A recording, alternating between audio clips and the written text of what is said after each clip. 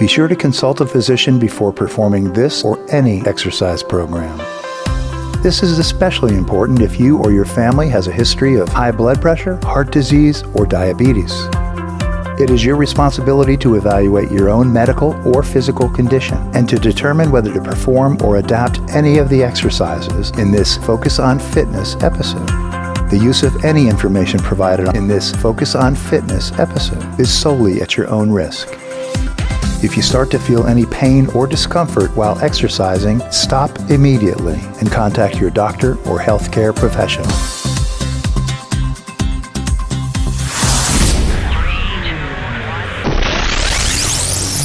Focus on fitness. You didn't even know you had a muscle there. Goals, man. Goals. Love it. 15 seconds. You're doing great.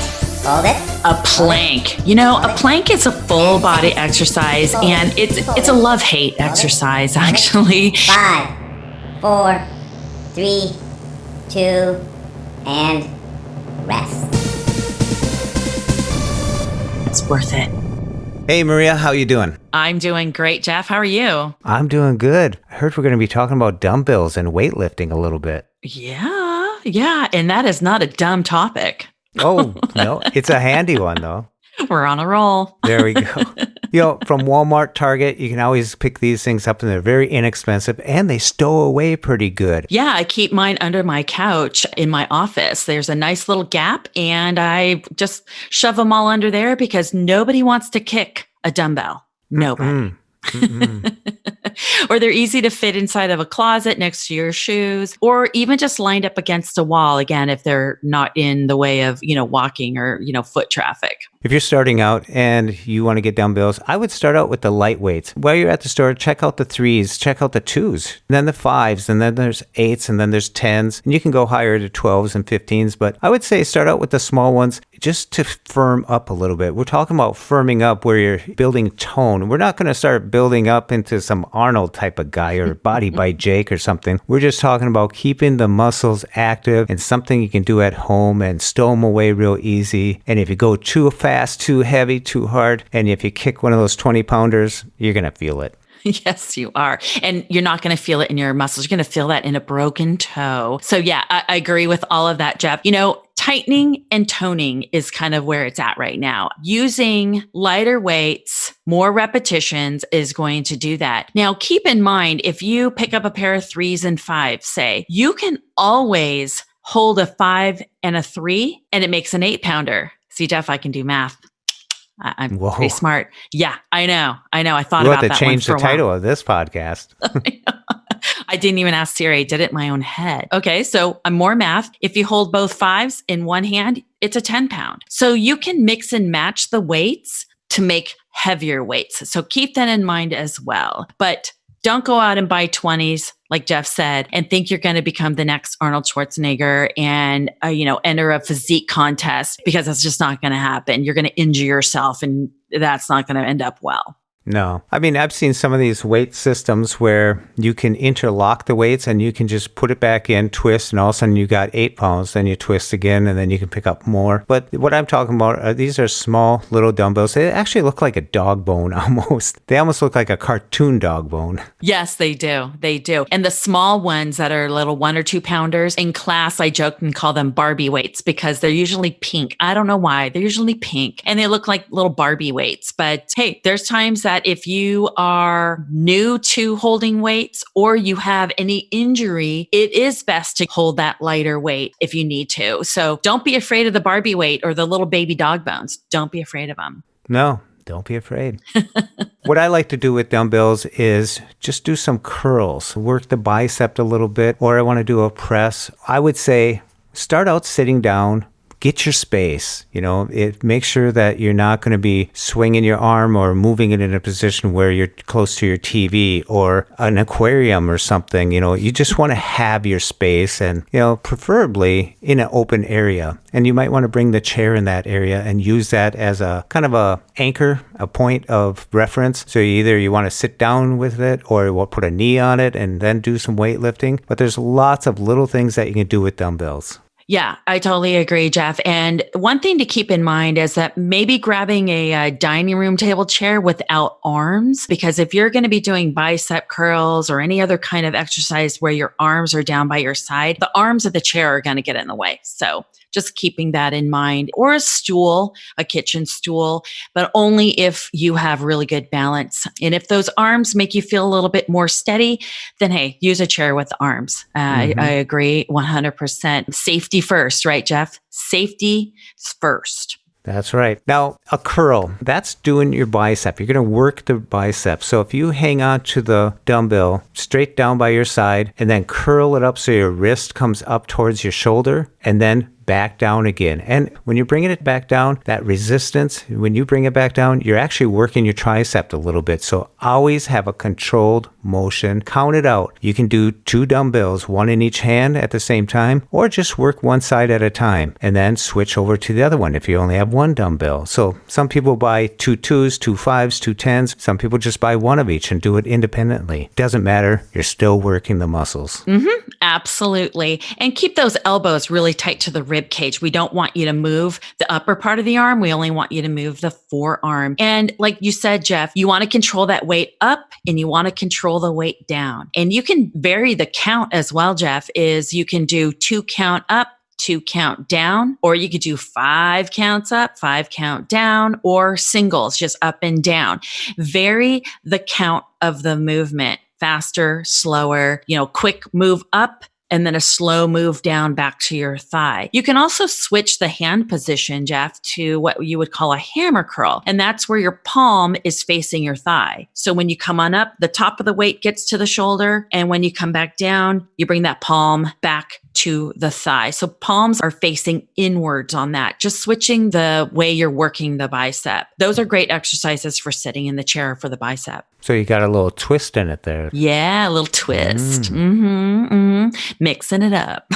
So another thing is the press. Say you're sitting down in the chair and you take the weight in your hand, palm facing away from you, knuckles up, and you lift it from the shoulder straight up above your head and then back down. And your elbow would be facing outward away from you, but then it's a controlled motion up and then down. You can do both, again, 1 in each hand or 1 at a time. Yeah, again, different counts as well. I tell people in my classes that the starting position is like a goalpost where you have your arms up and your elbows are aligned with your shoulder and your wrist is right above your elbow. So your arms are in a goalpost position, and that's the starting position and the ending position. So maybe that would help folks listening a little bit more visual of what your arms look like. But the other thing I want to mention to make it a functional exercise is that when you press up, you come a little bit in front of your head and then you come back down to that goalpost position, shoulder, elbow lined up, wrist right above your elbow. Now,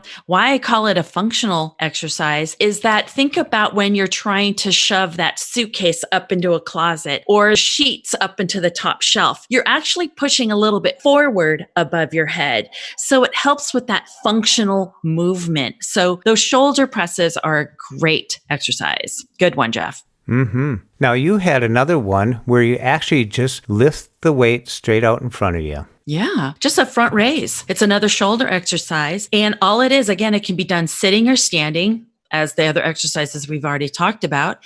And the starting position is going to be right by your thighs, and you're just going to raise right in front of you, right to shoulder height. Elbow is slightly bent, never lock your elbows. And then you're going to just bring it back down right on the outside of your thighs. You can also change it up by angling your arms out towards more the corner of the room and then bring it down. So front or at an angle, a little bit out towards the side and down. And you can vary the count, 1 arm at a time, both arms. Another great one for the shoulders. When you're working these, especially with the curls too, you want to make sure that you keep your back straight up and down and do not start moving at your hips or your back and swinging. You really want control of this. So you're isolating those muscles, those shoulders or those biceps when you're doing this, so you can really focus on that concentration. Otherwise, you can hurt yourself if you're not careful. You don't want to be jerking around. With this light of weights, you should be able to work in into something that's real comfortable and you can really concentrate on the muscles that you want to impact. Absolutely. You want to keep in mind what muscle group you're working at all times. If your mind slips from that, then you're going to get sloppy. Okay. I've seen it. People do it all the time. You've got to keep in mind what muscle group you're working. Another one, Jeff, that will help work the back of the arm is a tricep overhead press. And it sounds complicated, but it's not. And again, it can be done with one arm at a time and can be done with different counts. And how this exercise is done is that you're going to put your arms straight up from your shoulders, elbows to ears, and your weights are going to be right above your head. You're going to bring your arms back behind your head, bending at the elbows so that the dumbbell ends up right behind your head. And then you're going to lift by straightening your elbows and the weights will end up right back above your head. That is one overhead press. Again, you can do one arm at a time or hold one weight. You hold a weight at each end and you simply do it with one weight, or you hold one weight in one hand and do it with one arm. Now, again, several counts, whatever it may be. But this is going to work the back of that upper arm, which, we all need a little work back there. Well, I'm just saying, just maybe I do, but for those of you who do, it's a good one. And if you think Maria Johnson needs to work, no, I'm just kidding. Email us in at. Yeah, exactly. That's a really good exercise because you can really tell when you've been working your triceps, because that's one of the areas that really can get defined. Like when you straighten your arm out and reach around, and you'll be doing these exercises. If you're working your biceps, your tricep, go ahead and touch those muscles after a good workout. If you don't notice it then, you'll notice it the next day if you're doing it right, because you'll feel the burn. So I suggest if you're going to do these exercises, do them every other day and switch them up so you're not always concentrating on one muscle group at all the time. Switch it up a little bit. Yeah, that people say, I'm doing leg day and I have shoulder and back day and I have arm day. Well, that does hold true. You don't want to be doing biceps every day and pounding away at them. They just never gives them time to recover. And that soreness that we feel, Jeff, is the tears in the teeny tiny little fibers in our muscles, which is okay because when they repair themselves, that's when they build and become stronger. And that's that soreness. So you've got to give your muscles time to repair and recover. We call it ripped. Yeah. It's good stuff. It's good stuff. These are just practical things that you can do, affordable, have the weights set aside, like the storage that you talked about, Maria, but you pull them out, get done with it, put your stuff back, and you got a workout in. Yeah, make a little routine for yourself. Make a little schedule for yourself. Monday, Wednesday, Friday, or Tuesday, Thursday, arms, shoulders, whatever combination works for you. And that's the key. Make it work for you, nobody else. This is just little bits of information to hopefully help motivate you to add a little exercise into your day. It doesn't have to be a lot. Start small, work yourself up to something more when it's right for you. When it's right for you. Well said. Well, Maria, why don't you tell the listeners where they can find Maria Johnson, a.k.a. Girl Gone Blind, on social network? Thanks, Jeff. I do write a blog, and my blog is called Girl Gone Blind, and you can find it at girlgoneblind.com. You can find me on Facebook at Girl Gone Blind and on Twitter at girl_gone_blind. Be sure to consult a physician before performing this or any exercise program. The use of any information provided in this Focus on Fitness episode is solely at your own risk. If you start to feel any pain or discomfort while exercising, stop immediately and contact your doctor or healthcare professional. Stay tuned for more episodes of Focus on Fitness right here on Blind Abilities. And remember to enable the Blind Abilities skill on your Amazon device just by saying Enable Blind Abilities. And most importantly, thank you for listening. We hope you enjoyed. And until next time, bye-bye. When we share what we see through each other's eyes, we can then begin to bridge the gap between the limited expectations and the reality of blind abilities. The realities of blind abilities. For more podcasts with a blindness perspective, check us out on the web at www.blindabilities.com, on Twitter at blindabilities. Download our app from the App Store, Blind Abilities, that's 2 words, or send us an email at info@blindabilities.com. Thanks for listening.